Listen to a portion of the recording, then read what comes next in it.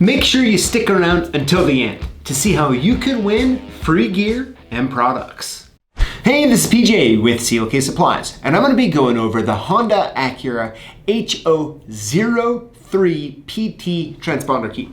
Now this one barely did not make the top 10 list of transponder keys in the USA Today, all right? However, I almost want to argue with the data a little bit because this is a very popular key. So don't let it deceive you about the information on this. And this key, this is one you do need to be stocking, all right? And you do need to know the details, which I plan to give you right now.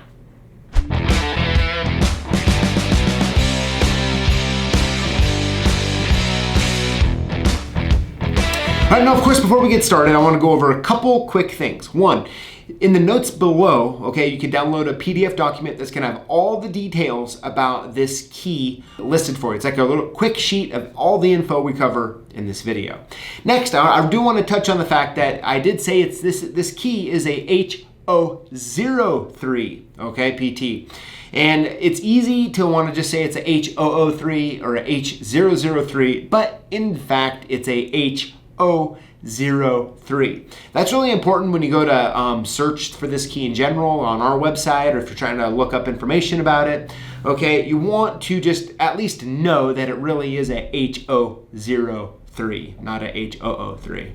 So now that we have those couple things out of the way, let's go ahead and deep dive into this key here. So this key was used from around 2003 all the way up until 2017. So it's a good long time span of vehicles that use this key. All right, and that's why, I mean, it barely missed that top 10 list, all right? All right, now when it comes to the chip, this key uses the ID46 Phillips chip.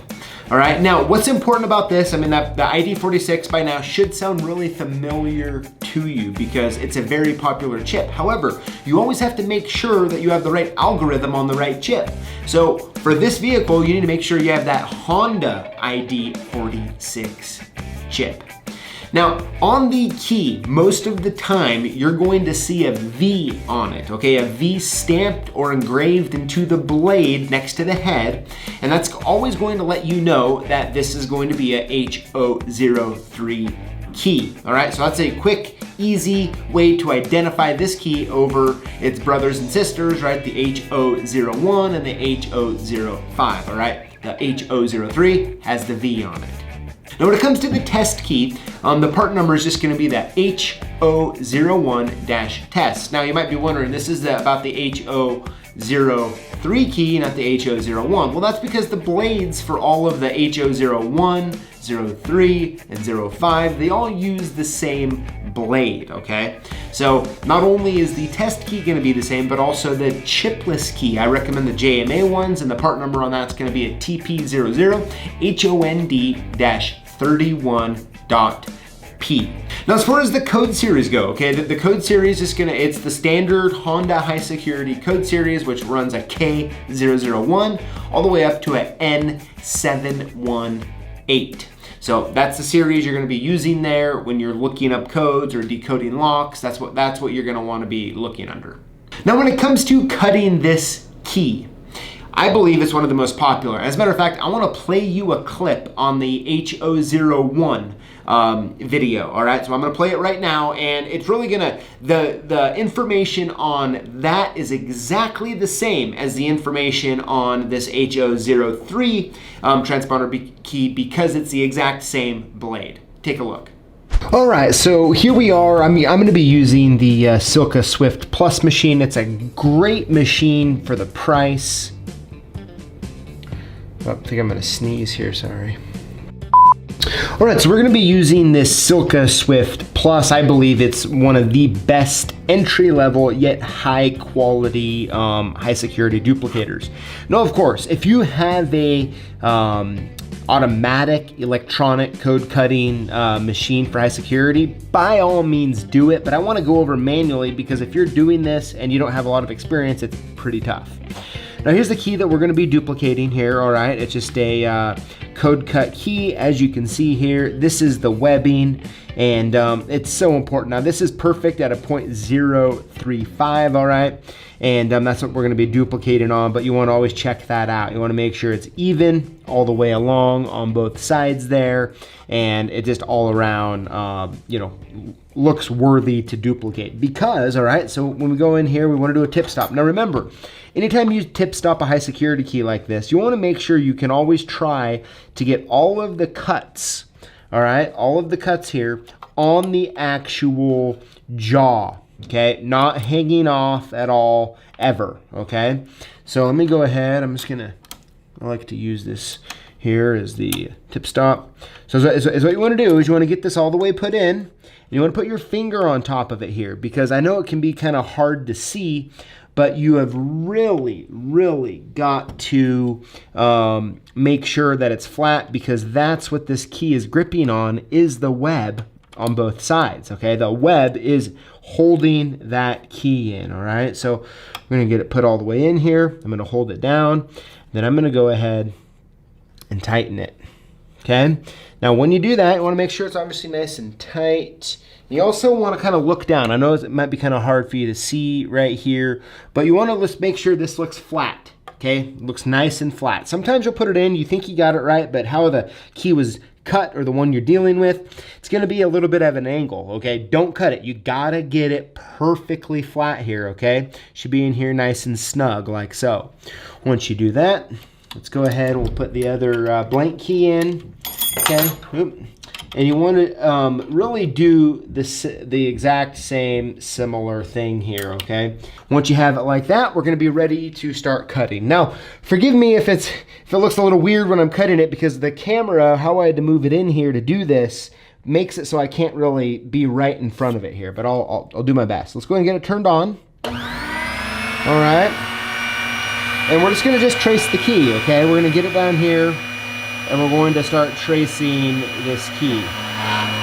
Now you can, when you get your depth set, right up here, there's a little depth knob that you can go ahead, put it on there, tighten it down, and get it to work, okay? Now when you get it at the right depth, of course, we're gonna put it on there, tighten it down, we're gonna get it in here and cut this key. So you want to go nice and smooth. All right. Oop, not like that. You don't want to go nice and smooth. Just get back in there, nice and slow. Just like that. Okay. Now we bring around to the other end here. I like to do the front last. That's what we're going to do. We're going to turn it off. Now it's going to get full, all right? You want to really get in there and take a look at it. Even take it out. Let's take it out and kind of look. It really looks good. Okay. Now the big thing is now we got to flip it over and we got to put it on the other side here, right? You essentially have two options, right? You can keep this existing key in the way it is, or you can flip it around, all right? So I'm going to go ahead and get this key lined up here on the other side.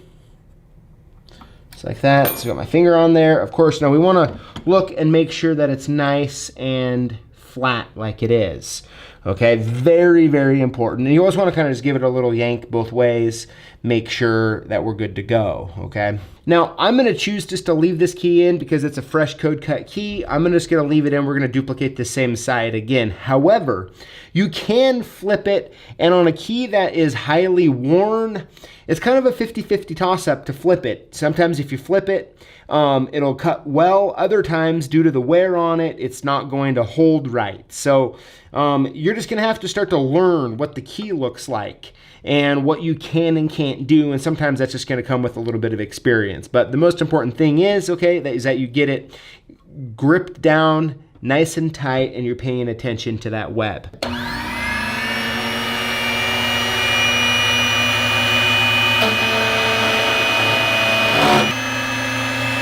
And then let's take a look. All right, so as you can see, I missed a little tiny piece right there, which actually was really thin. I could pull off with my hand there. Let's see here. And what we really want to pay attention to is the actual webbing, okay? The webbing is gonna be the most important. So as you can see there, that's a good looking key. And we're gonna be good to go there. All right, and there you have it. Everything that you need to know about the H003 transponder key. See what I did there? It's the H003 transponder key. I'd love to know your thoughts in the comments below. Make sure you download that PDF for a quick reference guide. Thank you for watching, and we'll see you next time. I'm guessing if you just watched this video that you work with locks and keys. And to us here at CLK Supplies, that makes you a lock boss. And we wanna hook you up.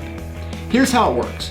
Throughout the week, we post videos on YouTube, like the one you just watched. And all you need to do is comment on the videos and include the hashtag LockBoss. When you do this, you're automatically entered in to win one of 5 free prizes that we give out each and every week.